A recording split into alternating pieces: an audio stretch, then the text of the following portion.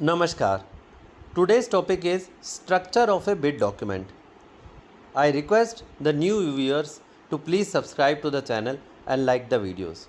So structure of a bid document is very important task which has to be decided in any organization before floating a tender.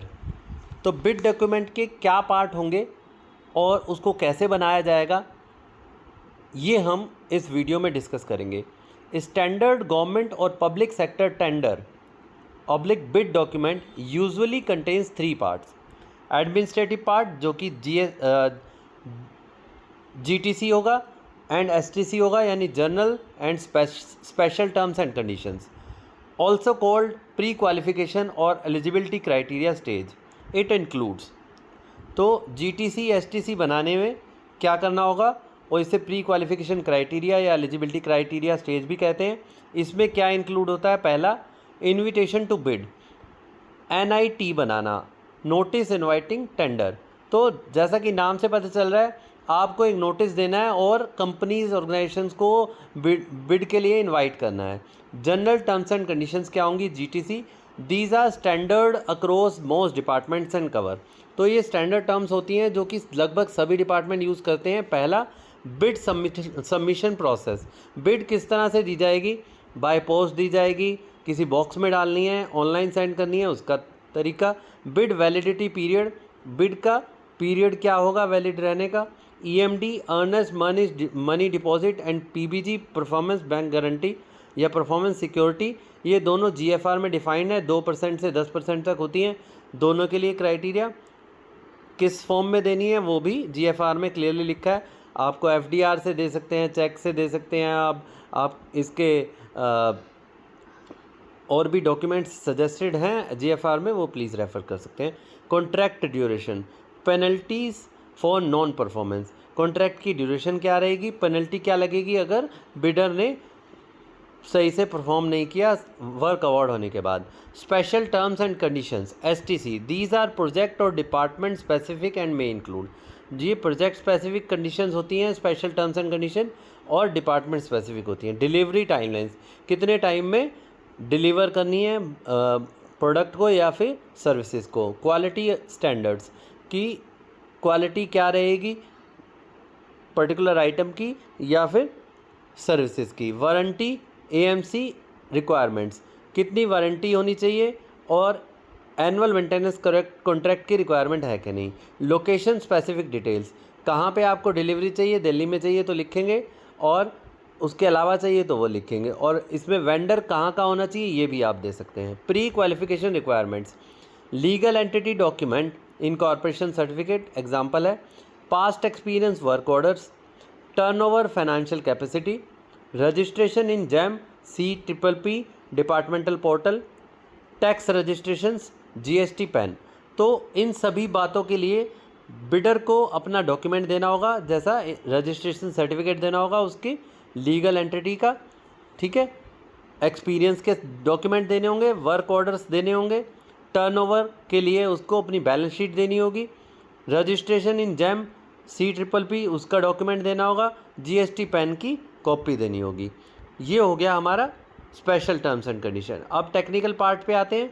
Evaluation criteria and scope of work, this part assesses the capability and compliance of the bidder with respect to the requirement. इस अब technical part में क्या होता है, capability और compliance check करते हैं bidder की। It includes scope of work, detail में देना होगा, स्पेसिफिकेशन देनी होंगी। स्पेसिफिकेशन और स्कोप ऑफ वर्क क्या है? जैसे मान लीजिए टेंट लगाना है तो टेंट का कलर क्या होगा, टेंट का साइज़ क्या होगा, टेंट का क्वालिटी कैसी होगी, ये सब स्कोप ऑफ वर्क में आ जाएगा, स्पेसिफिकेशन में आ जाएगा। बिल ऑफ मटेरियल और टेक्निकल स्पेसिफिकेशन, तो टेक्निकल स्पेसिफिकेशन या डिटेल स्कोप ऑफ वर्क लगभग एक जैसे हैं। टेक्निकल में जैसे मान लीजिए आप कंप्यूटर खरीद रहे हैं तो कंप्यूटर का मेक क्या होगा, आपको रैम 8 GB की चाहिए, आपका जो है प्रोसेसर i7 ये सब होना चाहिए, विंडोज़ कौन सी होनी चाहिए, तो ये सब इसमें आ जाएगा। Technical evaluation criteria, methodology proposed, तो क्या मेथोडोलॉजी होगी आपकी टेक्निकल बिड को चेक करने के लिए, ठीक है, वो लिखनी होगी कि बिडर के पास इतना एक्सपीरियंस होगा तो ले लेंगे, बिडर कितनी जो है प्रॉफिट कमाता होगा तो ले लेंगे, बिडर जो है दिल्ली में रजिस्टर्ड होगा तो ले लेंगे। तो ये सब मेथडोलॉजी होगी। टीम डिप्लॉयमेंट, अगर कंसल्टेंसी प्रोजेक्ट होता है तो एक टीम बनानी पड़ती है, जीएफआर में क्लियरली लिखा है। प्रोडक्ट कंफर्मिटी, प्रोडक्ट जो है हमारी स्पेसिफिकेशन के हिसाब से होगा, ये देखना है। सर्टिफिकेशंस, अब यहाँ पे प्रोडक्ट्स के लिए ISO BIS सर्टिफिकेशन जो है डिफाइंड है, और वो अगर हम लेना चाहते हैं तो वो हमें लिखना होगा। Compliance sheets, where bidder declares compliance against each clause, तो यहाँ एक सर्टिफिकेट लेंगे हम बिडर से कि वो हमारी सारी टर्म्स एंड कंडीशंस को मानता है और डिलीवरी टाइम पर करेगा।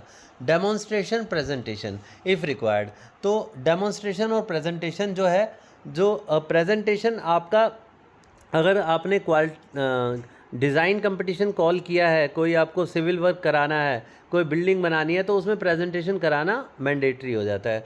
और डेमोन्स्ट्रेशन क्या है, मान लीजिए आप घास काटने की मशीन ले रहे हैं, ग्रास कटिंग मशीन, और वो मार्केट में ईज़िली अवेलेबल नहीं है, कुछ ही वेंडर हैं, तो आप उसको चेक करा सकते हैं कि ये कैसा काम करेगी।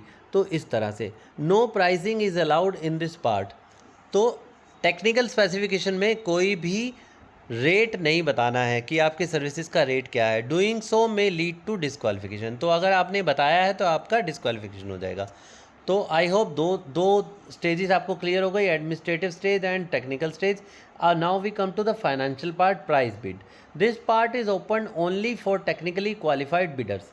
तो अब देखिए, जो लोग टेक्निकली क्वालिफाइड होंगे उनकी बिड खोली जाएगी, ठीक है। It includes BOQ, bill of quantities format. तो बिल ऑफ क्वांटिटी क्या है, जैसे कि अभी हमने टेंट लगाने की बात की थी, तो टेंट में टेंट लगाने का खर्चा, ठीक है, उनके जो क्या नाम है, टेंट के चार्जेस क्या होंगे, ठीक है, और इसके अलावा आपकी टेबल्स लगेंगी तो टेबल्स के चार्जेस क्या होंगे, आप क्रोकरी दोगे, क्रोकरी के चार्जेस क्या होंगे, ठीक है। उसके अलावा अगर रिफ़्रेशमेंट वगैरह कुछ लगानी है, कुछ खाना प्रेजेंट सर्व करना है तो उसके चार्जेस क्या होंगे, ठीक है। आपके वहाँ पे सर्व करने वाले बैरा होंगे, सर्विंग पर्सनल्स होंगे, उनको उनके चार्जेस क्या होंगे। तो इस तरह से बिल ऑफ क्वांटिटी में आपको सारी की सारी आइटम्स लिख देनी है जो आपको आपके कॉन्ट्रैक्ट में चाहिए, ठीक है। Unit rate and total price, तो यूनिट रेट और टोटल प्राइस क्या होगा, ये BOQ में आइटम के सामने लिखना होगा। जैसे आपने लिखा कि एक टेबल, तो एक टेबल का प्राइस और उसका टोटल प्राइस, और 10 टेबल होंगी तो 10 टेबल में एक का प्राइस और फिर total price. Taxes, duties and levies, जो टैक्सेस होंगे, ड्यूटीज़ होंगी और लेवीज़ होंगे, वो रूल्स के हिसाब से, एप्लीकेबल एक्ट के, प्रेवलेंट एक्ट के हिसाब से लगेंगे। टर्म्स लाइक फर्म प्राइस और price variation, delivery schedule linked pricing, तो ये दो आप चूज़ कर सकते हैं। फर्म का क्या प्राइस होगा, प्राइस वेरिएशन हुआ तो उसके ऊपर क्या करना होगा। जैसे आज हमने प्राइस कोट किया है और वो पेट्रोल भी उसमें यूज़ होना है और 4 दिन बाद पेट्रोल का रेट बढ़ गया, CNG का रेट बढ़ गया, तो क्या होगा, ठीक है। तो ऐसा केसेस किस केसेस में होता है, जैसे आप बस हायर कर रहे हैं और आपके यूनिवर्सिटी में बस ऑपरेट होनी है, तो बस पे जो पेट्रोल यूज़ होगा उसका प्राइस के वेरिएशन में क्या होगा, ठीक है। डिलीवरी शेड्यूल लिंक्ड प्राइसिंग, तो डिलीवरी शेड्यूल लिंक प्राइसिंग क्या है, अब ये भी पेट्रोल रिलेटेड, या पेट्रोल के चार्जेस बढ़ जाते हैं तो डिलीवरी के चार्जेस भी बढ़ जाते हैं, ठीक। और डिलीवरी शेड्यूल यानी आपने डिसाइड किया है कि अगर 10 दिन के अंदर डिलीवरी कर दी इन्होंने तो प्राइस पूरा मिलेगा, अगर 10 दिन के बाद की तो प्राइस कम मिलेगा, है ना। इस तरह के टर्म्स हो सकते हैं। Format, usually in Excel with locked fields for editing, तो आपका जो फॉर्मेट होगा जैम और CPPP पोर्टल के हिसाब से जो प्राइस डालना होगा वो लॉग्ड फील्ड्स होंगी, एडिट ना हो सकें।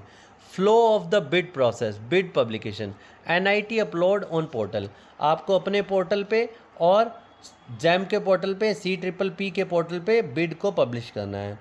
Bid submission, admin documents, stage 1, stage 2 technical proposal, stage 3 financial bid. तो पहले GTC और STC कंडीशन स्टेज 1 में डाली जाएंगी, फिर स्टेज 2 पे टेक्निकल प्रपोजल होगा, फिर स्टेज 3 पे फाइनेंशियल बिड होंगी जो कि सेपरेटली अपलोड करनी होंगी। Opening of bids, first admin eligibility check हो जाएगा, सेकंड टेक्निकल इवैल्यूएशन होगा, थर्ड फाइनेंशियल बिड खोल के टेक्निकली क्वालिफाइड बिडर्स को हम देखेंगे। इवैल्यूएशन एंड L1 सिलेक्शन, तो यहाँ पे इवैल्यूएट करने के बाद L1 सिलेक्ट होगा। Award of contract to L1 और the most responsive bidder as per QCBS quality based system. तो L1 बिडर जो अगर आपने लीस्ट बिडिंग वाला सिस्टम चूज़ किया तो L1 बिडर, और मोस्ट रिस्पॉन्सिव चूज़ करना है जो कि QCBS यानी quality cum cost based selection के हिसाब से होता है। नोट्स, QCBS जो quality cum cost based selection है applies in consultancy service. GeM and e procurement portals have built in formats, तो जेम में बिल्ट इन फॉर्मेट्स हैं, उसमें आप बिड के प्राइस को डाल सकते हैं। सिंगल 2-3 बिड सिस्टम में be used depending on complexity.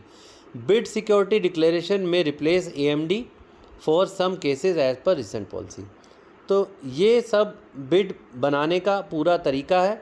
और हमने सीखा कि बिड डॉक्यूमेंट में 3 पार्ट हैं, administrative part, GTC STC, technical part, financial part. तो अगर आपने बिड डॉक्यूमेंट को ढंग से बनाया है, आपका टेंडर बहुत ही अच्छे तरीके से टाइमली डिलीवरी करा के देगा आपको, और आपकी सर्विसेज, आपके प्रोडक्ट्स आपको अच्छी क्वालिटी के मिलेंगे। I hope the topic is clear to all. Thank you very much for listening. Please tune in to other videos as well. Thank you.